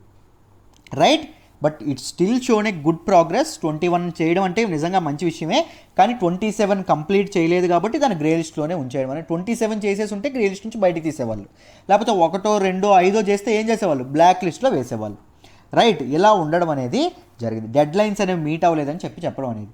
ముఖ్యంగా పాకిస్తాన్ అనేది దేనిలో ఫెయిల్ అయిందంటే చూడండి అమ్మ, పాకిస్తాన్ అనేది మెయిన్గా దేనిలో ఫెయిల్ అయిందని చెప్తున్నారు అంటే చారిటబుల్ ఆర్గనైజేషన్స్ కానీ, ఎన్జిఓస్ కానీ, ముఖ్యంగా ఈ టెర్రరిస్ట్ గ్రూప్స్తో లింక్ ఉన్నటువంటి వీటి మీద ఎటువంటి యాక్షన్ తీసుకోలేకపోయిందంట. ఎటువంటి యాక్షన్ తీసుకోకపోయిందంట. దాంతోపాటు డిఫరెంట్ టెర్రరిస్ట్ గ్రూప్స్కి చెందినటువంటి హఫీజ్ సయ్యద్, లేకపోతే జాకీర్ రెహమాన్, వీళ్ళ గురించి నేను చాలాసార్లు చెప్పాను. రైట్, మసూద్ అజర్, వీళ్ళ మీద ఎటువంటి యాక్షన్ తీసుకోలేదంట. వీళ్ళని కొంతమంది వదిలిపెట్టేయడం జరిగింది 1 ఇయర్లో, కొంతమందిని యాక్షన్ తీసుకోకపోవడం కూడా జరిగింది. రైట్, దాంతోపాటు మైనింగ్ ప్రొడక్ట్స్ ఏవైతే ఉన్నాయో, దాంతోపాటు ప్రీషియస్ స్టోన్స్ ఏవైతే ఉన్నాయో వాటిని స్మగ్లింగ్ చేసే వాళ్ళకు కూడా, ఆ స్మగ్లర్స్ని కూడా పట్టుకోలేకపోయింది. ఆ స్మగ్లర్స్ని కూడా ఇది చేయలేకపోయింది. టెర్రర్ ఫైనాన్సింగ్ కానీ, ఆ స్మగ్లింగ్ కానీ హెల్ప్ చేసింది అని చెప్పి పాకిస్తాన్ మీద ఆరోపణలు ఉండడం వల్ల పాకిస్తాన్ని గ్రే లిస్ట్లోనే పెట్టేయడం అనేది జరిగిందమ్మా. రైట్, ఐ హోప్ మీకు అర్థమైందని అనుకుంటున్నాను. అయితే వివిధ దేశాలు ఎలా ప్రవర్తించాయో చూద్దాం. టర్కీ, ఒక ఇస్లామిక్ కంట్రీ అయినటువంటి టర్కీ ఎవరిని వెనకేసుకొచ్చిందంటే పాకిస్తాన్ వెనకేసుకొచ్చింది. పాకిస్తాన్ అంత చిరాగ్గా ఏం చేయలేదు కదా, మంచి ప్రోగ్రెస్ చూపించింది కదా. సో పాకిస్తాన్ మీరు ఇది చేయండి. రైట్, ఈ కన్సిడర్ చేసి ఏం చేస్తారు అంటే గ్రే లిస్ట్లోనే ఉంచేయకుండా పాకిస్తాన్కి విజిట్కి వెళ్ళండి. రైట్, ఒక ఆన్సైట్ టీమ్ని ఒకదాన్ని ఇది చేయండి. టీంని ఇచ్చేసి పాకిస్తాన్కి విజిట్కి వెళ్ళి పాకిస్తాన్లో ఎలా ఉంది టెర్రర్ బిహేవియర్, టెర్రరిస్టల్ గ్రూప్స్ ఎలా ఉన్నాయో ఒకసారి చూడండి. చూసిన తర్వాత డెసిషన్ తీసుకోండి అని చెప్పింది. కానీ దీనికి FATF అనేది నో అందమ్మా. అలా జరగదు. ఆన్సైట్ టీం అనేది ఎప్పుడు పంపిస్తాము అంటే 27 అవుట్ ఆఫ్ 27 మీరు పూర్తి చేస్తే గైడ్లైన్స్ అన్నీ, అప్పుడు ఒక ఆన్సైట్ టీంని ఒకసారి పంపించి అక్కడ పరిస్థితులు గమనించి అప్పుడు దాని నుంచి బయటికి తీస్తాము. రైట్, గ్రే లిస్ట్ నుంచి బయటికి ఆన్సైట్ టీంని పంపించాము అంటే దేనికి సిగ్నల్ అంటే మేము గ్రే లిస్ట్ నుంచి బయటికి తీసేస్తున్నాము కంట్రీని అని సిగ్నల్ అది. Right, these visits indicate an exit from the grey or black list. ఈ విజిట్స్ ఏవైతే ఆన్సైట్ టీమ్ విజిట్స్ ఏవైతే ఉంటాయో exit from the grey or black list అవుతుంది. కానీ మేము మామూలుగా ఇది కంప్లీట్గా 27 ఆఫ్ 27 పాకిస్తాన్ చేయలేదు కాబట్టి మేము పంపించమని చెప్పడం అనేది జరిగింది. ఆల్మోస్ట్ మలేషియా, చైనా ఇవన్నీ కూడా పాకిస్తాన్ గ్రే లిస్ట్లోనే ఉండాలి అని చెప్పడం అనేది జరిగిందంట. ఈరోజు ఆర్టికల్లో డీటెయిల్డ్గా డిస్కస్ చేశారండి. రైట్, ఈ ఆర్టికల్ మీకు డీటెయిల్డ్గా అర్థమైందని అనుకుంటున్నాను. ఒక్కసారి పీడిఎఫ్లో ఎలా ఉంటుందో చూపిస్తాను, ఒక్కసారి చూడండి అమ్మా. ఇక్కడ చూడండి అమ్మా, Pakistan to stay article name అనేది నీట్గా మెన్షన్ చేయడం అనేది జరిగింది. చూసారా, ఆర్టికల్ నేమ్ మెన్షన్ చేసాం, కాంటెక్స్ట్ ఏంటి, సిలబస్ ఏంటి, బేసిక్స్ ఏవైతే మీరు ముందు తెలుసుకోవాలో బేసిక్స్ FATF గురించి కానీ, G7 సమ్మిట్ గురించి కానీ, దాని ఆబ్జెక్టివ్స్ ఏంటి మీరు డీటెయిల్డ్గా మీరు గమనిస్తే మీకు డీటెయిల్డ్గా అర్థమైందనే అనుకుంటున్నాను. చూడండి ఒక్కసారి ఎంత నీట్గా రాయడం అనేది జరిగిందో. సో ఇలాంటి PDF అనేది ఎవ్రీడే హిందూ అనాలిసిస్ మీద మీకు ఇస్తాం. ఇక్కడ చూడండి అమ్మ పీడిఎఫ్ మనీ లాండరింగ్ ఎఫ్ఏటిఎఫ్ఎస్ 2 లిస్ట్ అని చెప్పాం, గ్రే లిస్ట్ గురించి చెప్పాను, దాంతోపాటు ఏం చెప్పాను బ్లాక్ లిస్ట్ గురించి, గ్రే లిస్ట్ గురించి చెప్పాను, దాంతోపాటు బ్లాక్ లిస్ట్ గురించి చెప్పాను. ఇవన్నీ డీటెయిల్డ్గా మీకు నోట్స్ ఇవ్వడం అనేది జరుగుతుంది, నీట్గా ఎవ్రీడే ఇవ్వడం అనేది జరుగుతుంది. రైట్, మళ్ళీ ఒకసారి చెప్తున్నాను, మీరు ఏం చేయాలి, ఈ నెంబర్కైనా ఫోన్ చేయండి, లేకపోతే 8500671913 నాతోనే మాట్లాడండి. ఓకేనా? రైట్. సో నెక్స్ట్ ఆర్టికల్కి వెళ్దామా? రైట్, మనం మాట్లాడుకోబోయే నెక్స్ట్ ఆర్టికల్ వచ్చేసి Oli move on Nepal map hints at softer stand. దీన్ని మనం ఇండియా నేపాల్ రిలేషన్స్లో మాట్లాడుకుంటామండి. Right, international relations GS paper 2లో మనం మాట్లాడుకోవడం అనేది జరుగుతుంది. కాంటెక్స్ట్ ఏంటి? India Nepal relations. దీని గురించి డీటెయిల్డ్గా డిస్కస్ చేద్దాం. మనకు మంచి అవకాశం వచ్చింది ఒక కొత్త కాన్సెప్ట్ నేర్చుకునేది. బిగినర్స్ ఎవరైనా ఉంటే ఇండియా నేపాల్కి మొన్న మ్యాప్ ఇష్యూ జరిగింది, ఆ మ్యాప్ ఇష్యూ ఏంటో డీటెయిల్డ్గా డిస్కస్ చేద్దాం, దాని తర్వాత దీనిలోకి వద్దాం.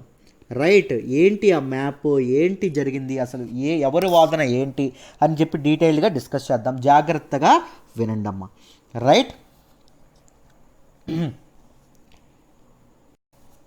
ఇండియా నేపాల్కి మధ్య జరిగినటువంటి మ్యాప్ ఇష్యూ దేనివల్ల అంటే, ఇది చూడండి ఇక్కడ ఈ ఎల్లో కలర్ మీకు కనిపిస్తోంది చూసారా, దీనివల్ల ఈ ఏరియా మాదంటే మాది అని చెప్పి ఇండియా అండ్ బోత్ నేపాల్ అనేవి ఇది చేయడం అనేది జరుగుతుంది. రైట్, గొడవ పడడం అనేది జరుగుతుంది. ఎందుకు ఈ ఏరియా, ఎందుకు ఏం జరిగింది హిస్టరీతో సహా మాట్లాడదాం.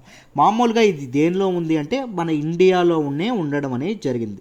ఇండియాలో ఉన్నటువంటి ఉత్తరాఖండ్ ఇదేదైతే ఉందో ఉత్తరాఖండ్లోనే ఉండడం అనేది జరిగింది, మామూలుగా ఇంక్లూడ్. బట్ నేపాల్ ఏం చెప్తుంది అంటే ఈ ఏరియా ఏదైతే ఉందో ఇది మాది అని చెప్పి వాదిస్తుందండి. ఈ ఏరియా దానికి సరిపడ్డట్టుగా మొన్న ఏం చేసింది అంటే సెకండ్ కాన్స్టిట్యూషనల్ అమెండ్మెంట్ తీసుకొచ్చింది. సెకండ్ కాన్స్టిట్యూషనల్ అమెండ్మెంట్ తీసుకొచ్చి ఏం చేసింది అంటే ఈ ఏరియా ఏదైతే ఉందో దాన్ని ఇంక్లూడ్ చేస్తూ ఒక న్యూ మ్యాప్ని రిలీజ్ చేశారు. వాళ్ళు ఏమంటున్నారు, ఈ ఏరియా ఏదైతే ఉందో ఇండియాకి సంబంధించినటువంటి ఏరియా మాది అంటున్నారు. రైట్, అసలు ఏంటి ఈ న్యూ మ్యాప్, ఎందుకు ఈ గొడవ, అసలు ఈ రీజియన్ మీద ఎందుకు గొడవ, డీటెయిల్డ్గా హిస్టరీతో సహా మాట్లాడుకుందాం, జాగ్రత్తగా వినండి. అది సమయం 1814 అండి, 1814 టైము. ఓకేనా, 1814. అప్పుడు మన ఇండియాని ఎవరు పరిపాలించేవాళ్ళు, బ్రిటిష్ వాళ్ళు పరిపాలించడం అనేది జరిగేది. మీకు తెలుసు ఇదంతా. రైట్, బ్రిటిష్ వాళ్ళు ముఖ్యంగా ఇంకా దీనిగా మాట్లాడుకుంటే ఈస్ట్ ఇండియా కంపెనీ మనల్ని పరిపాలించడం అనేది జరిగింది. రైట్, ఈస్ట్ ఇండియా కంపెనీ మనల్ని ఇండియాని పరిపాలించడం జరిగింది. ఈస్ట్ ఇండియా కంపెనీకి ఆ టైంలో కొన్ని ప్రాంతాలు ఏవైతే ఉన్నాయో వాటి నుంచి గట్టి పోటీ ఎదురైందండి. రైట్, అవి ఏంటి అంటే ఒకటి రాజపుత్స్ ఎవరైతే ఉన్నారో వాళ్ళు, తర్వాత సిక్కులు, తర్వాత మూడవ వాళ్ళు ఎవరు అంటే నేపాల్లో ఉన్నటువంటి గుర్ఖా డైనాసిటీ రూలర్స్.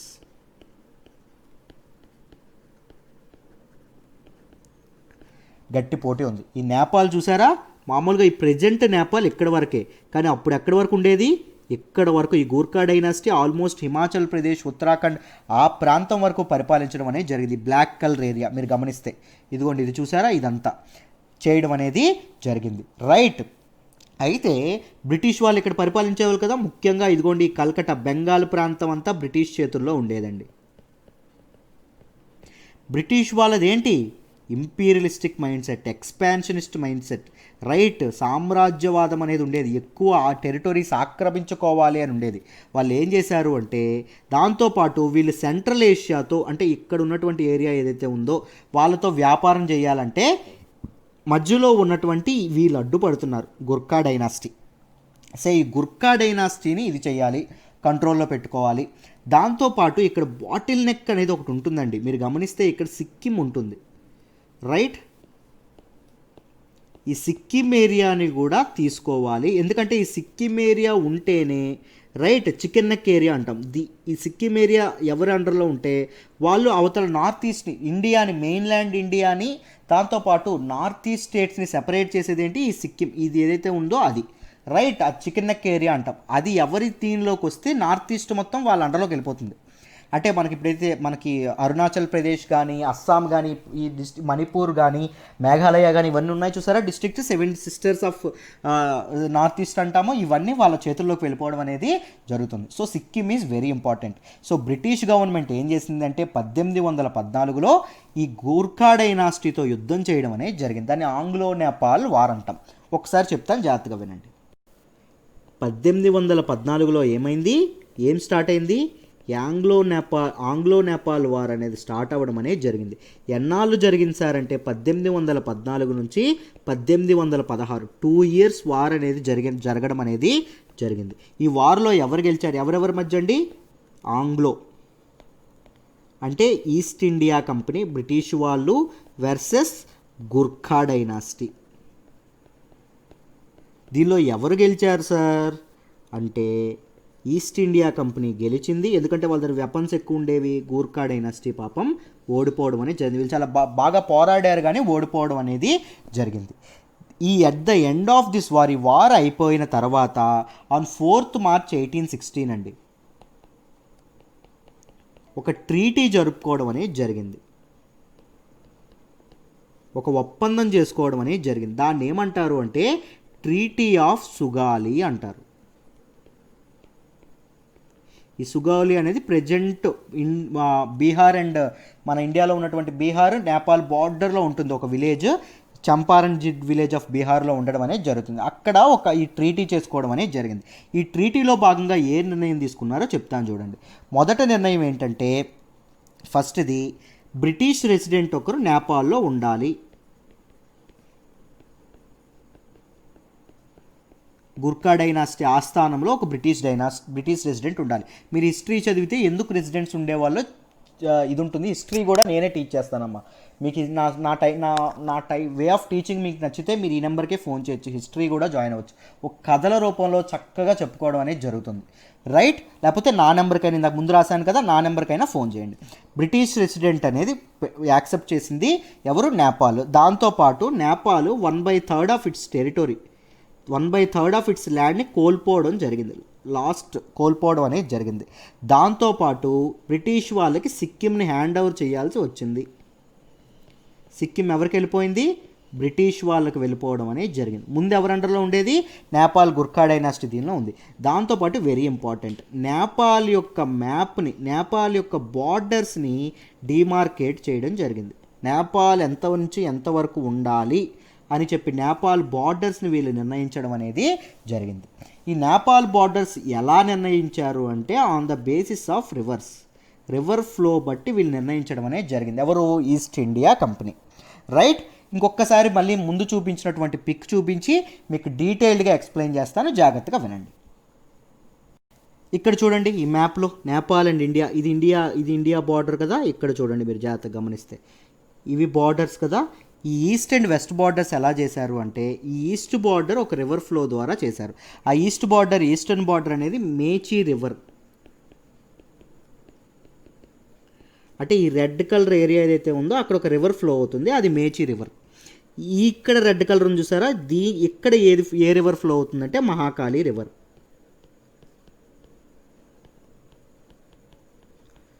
ఏమన్నారు, ఇక్కడ మహాకాళి రివర్కి ఈస్టర్న్ ఉన్నటువంటి ప్రాంతం నేపాల్, వెస్టర్న్ ఉన్నటువంటి ప్రాంతం ఇండియా అన్నారు, రైట్?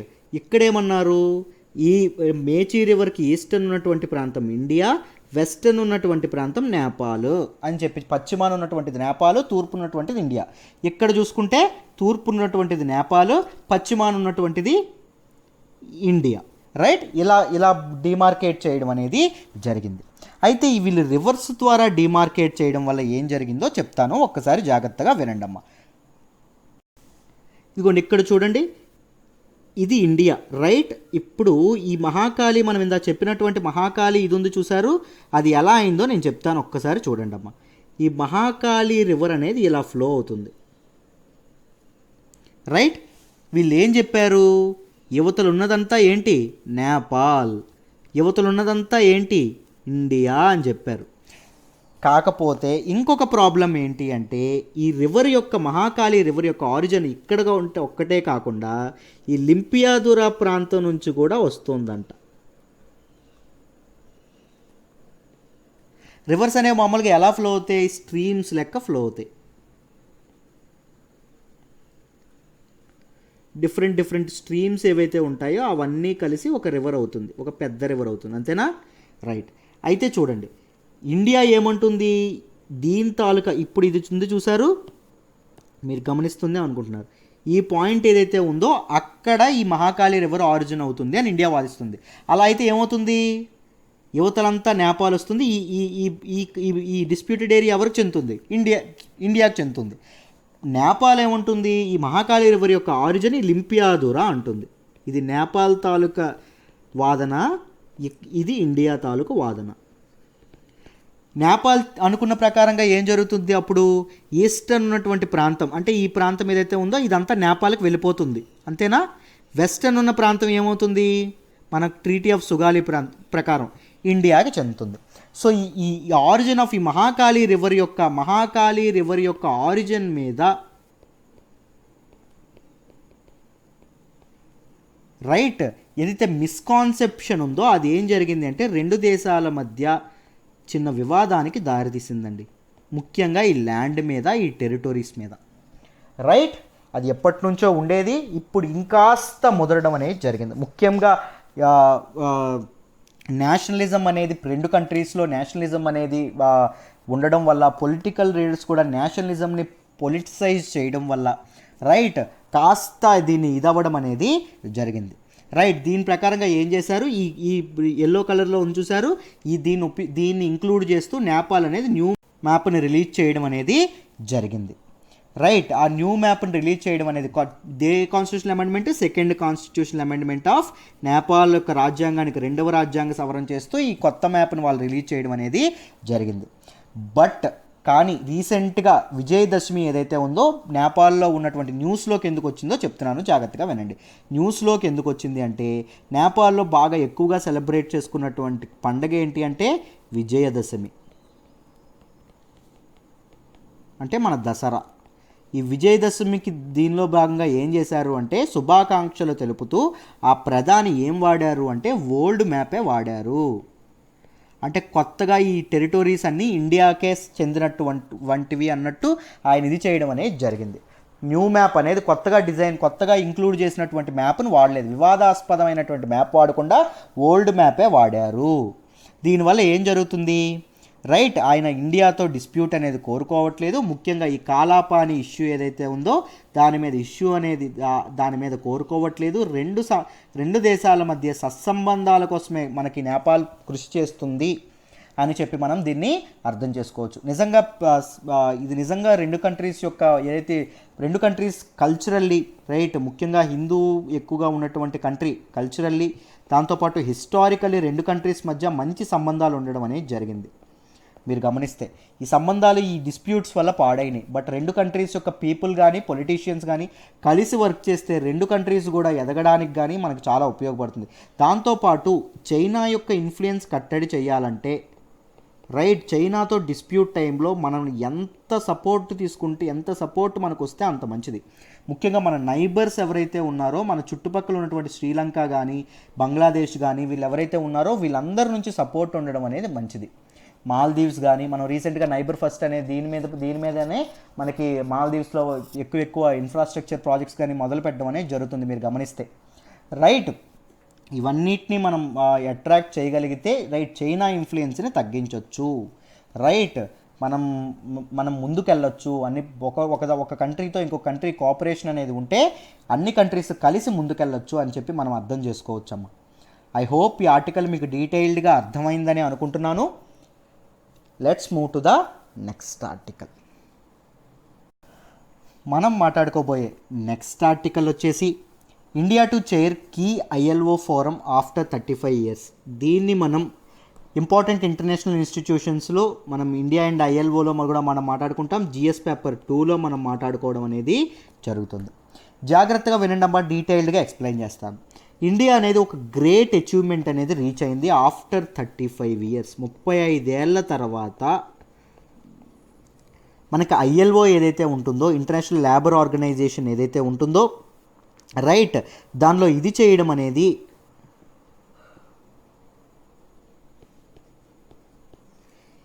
ఈ మనకి ఇంటర్నేషనల్ లేబర్ ఆర్గనైజేషన్లో మనకి గవర్నింగ్ బాడీ అనేది ఒకటి ఉంటుందండి, జీబీ అంటాము. ఈ గవర్నింగ్ బాడీకి చైర్పర్సన్గా ఒక మన ఇండియన్ అనేది ఇదవ్వడం అనేది జరిగింది, ఎన్నికవ్వడం అనేది జరిగింది. జాగ్రత్తగా వినండి అమ్మ, మీకు క్లియర్గా అర్థమైపోతుంది. ఏం లేదు, సింపుల్గా మనం మొత్తం అన్ని ప్రిలిమ్స్ లెవెల్లో దీన్ని మాట్లాడుకుందాం, జాగ్రత్తగా వినండి. రైట్, ఆయన పేరు ఏంటి అంటే ఎవరైతే ఎలక్ట్ అయ్యారో ఆయన పేరు అపూర్వ చంద్ర అండి.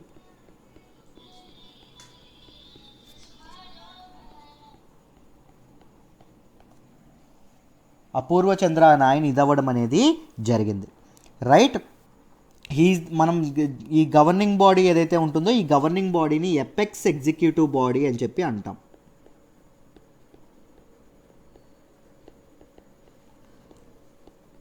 ఇంటర్నేషనల్ లేబర్ ఆర్గనైజేషన్ ఏదైతే ఉందో దాని యొక్క ఎపెక్స్ ఎగ్జిక్యూటివ్ బాడీ ఏదైతే ఉంటుందో దానిని గవర్నింగ్ బాడీ అని చెప్పి అనడం అనేది జరుగుతుంది. ఇది ఎగ్జిక్యూషన్ అనేది ఐఎల్ఓ యొక్క ఎగ్జిక్యూషన్, పాలసీ మేకింగ్ ఇవన్నీ డ్రాఫ్ట్ చేయడం కానీ, బడ్జెట్ డ్రాఫ్టింగ్ కానీ ఇవన్నీ ఇదే చేయడం అనేది జరుగుతుందండి. రైట్, ఈ చైర్పర్సన్ పదవి ఏదైతే ఉంటుందో చైర్పర్సన్ పదవి అనేది right it is a position of international రెప్యుటేషన్తో ఉన్నటువంటి చాలా గౌరవప్రదమైనటువంటి పొజిషన్, చాలా గౌరవమైనటువంటి పొజిషన్. ఈ పొజిషన్ నిజంగా అలంకరించడం అనేది మన ఇండియన్ ఒక ఆయన ఇదవ్వడం అనేది జరగడం అనేది ఇండియా రిప్రజెంట్ చేయడం అనేది నిజంగా చాలా చాలా మంచి విషయం. రైట్, అయితే మనం apex executive body governing body of ILO గురించి మాట్లాడదాం. ఒకసారి చూడండి అమ్మ,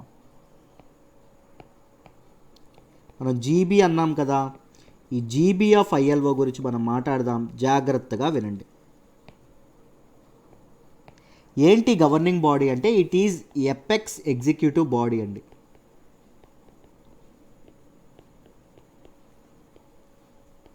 of international labour organisation and it meets thrice a year. 3 ఏళ్ళకు ఒకసారి ఇది మీట్ అవ్వడం అనేది జరుగుతుంది. ఎప్పుడు అంటే March, June and November. Right, ఇది ఏం చేస్తుంది అంటే ఐఎల్ఓ యొక్క పాలసీ డెసిషన్స్ అనేవి తీసుకుంటుంది. ఇంటర్నేషనల్ లేబర్ ఆర్గనైజేషన్ యొక్క పాలసీ డెసిషన్ ఏదైతే ఉంటుందో పాలసీ డెసిషన్స్ తీసుకోవడం అనేది జరుగుతుంది. దాంతోపాటు ఇంటర్నేషనల్ లేబర్ కాన్ఫరెన్స్ ఏదైతే ఉంటుందో దీనికి ఎజెండా ఏదైతే ఉంటుందో ఇది కాన్ఫరెన్స్ మీట్ అయ్యేటప్పుడు ఏ ఎజెండా వేటి మీద డిస్కస్ చేయాలి ఆ ఎజెండా కూడా ఇది డిస్కస్ చేయడం అనేది ఇది డిసైడ్ చేయడం అనేది జరుగుతుంది. దాంతోపాటు ఐఎల్ఓ యొక్క డైరెక్టర్ జనరల్ ఎవరైతే ఉంటారో ఆయన్ని కూడా ఎలక్ట్ చేయడం అనేది ఎన్నుకోవడం అనేది జరుగుతుంది. Right, budget of the organisation యొక్క బడ్జెట్ను కూడా ఇది నిర్ణయించడం అనేది జరుగుతుంది. ఆర్గనైజేషన్ బడ్జెట్ డ్రాఫ్ట్ ప్రోగ్రామ్ను కూడా నిర్ణయించడం అనేది జరుగుతుంది. సో ఈ గవర్నింగ్ బాడీ అనేది ఇంత ఎపెక్స్ ఎగ్జిక్యూటివ్ బాడీ, ఈ గవర్నింగ్ బాడీకి చైర్మన్ పదవి అనేది చాలా చాలా రెప్యూటెడ్ పదవి. అది మన ఇండియాకి చైర్మన్షిప్ దక్కడం నిజంగా మంచి విషయం అని చెప్పి ఈ ఆర్టికల్లో చెప్పారు. దాంతోపాటు ఐఎల్ఓ గురించి కొన్ని ఇంపార్టెంట్ ప్రిలిమ్స్ పాయింట్ ఆఫ్ వ్యూలో తెలుసుకుందాం, జాగ్రత్తగా చూడండి అమ్మ. ILO it is first specialised agency of the UN అండి.